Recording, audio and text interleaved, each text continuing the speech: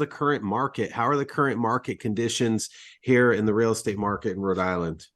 Absolutely. Great question. So as you know, we all have probably heard the last, I would say 3 to 4 weeks in particular, the market's starting to swing. I mean, is it what it was 2 or 3 years ago? Not yet, but it definitely is heading in the right direction. In particular, interest rates, they've decreased. I mean, I would say in the average, anywhere between 0.5% to 1%. And so people say to me, well, what does that mean? Okay, well, I mean, I just ran some quick numbers this morning. Let's just say, hypothetically speaking, you had a house under contract a month ago. And let's just say, for purposes of this, example, you were at, let's say, 7.75 on a 30-year fixed rate mortgage. Your monthly payment, principal and interest, in this scenario would be about $28.65, principal and interest. Today, if you purchase the same home 4 weeks later at the same $400,000 loan amount, let's just say at a 6.25 rate, which we can probably get today, you're at $24.62.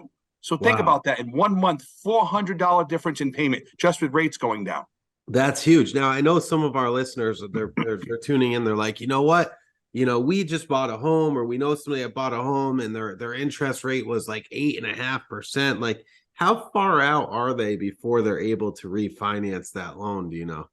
Typically, most scenarios, they say 6 months is when you have to wait till. So obviously, it's not what someone wants to hear. Bought a house a month ago, but if you bought a house, 6, 7 months ago, it definitely is something you should consider. I mean, obviously, rates, should go down even further. That's what we're seeing here. I mean, you can't say for sure. There's no crystal ball, but I think if you bought a house in 2022, toward the end of the year or early 23, you should really consider maybe looking at a refinance.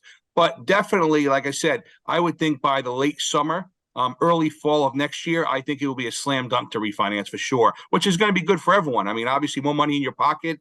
It's going to also, I think, open up maybe more inventory, meaning, people selling homes now because of rates being a little bit lower as well. Like you said, if right now rates are starting to drop, sure, but the market typically, as you know, December, January, February, things are a little bit slower, holidays, people don't want to move during the winter months, ideally. But if you can get a house, let's just say, whatever the price is today, let's just say 400,000, do a number out there. You get a house today at 400,000, you get a rate somewhere in the mid sixes right now. Okay, great. But if you wait until March, April, and rates drop to the, let's say, high fives. Now, that house that was 400,000 is probably going to sell for 460, 470 because people can afford more because their buying power increases when rates are lower because monthly payments are lower. So it all kind of goes hand in hand with how the market's going to shift.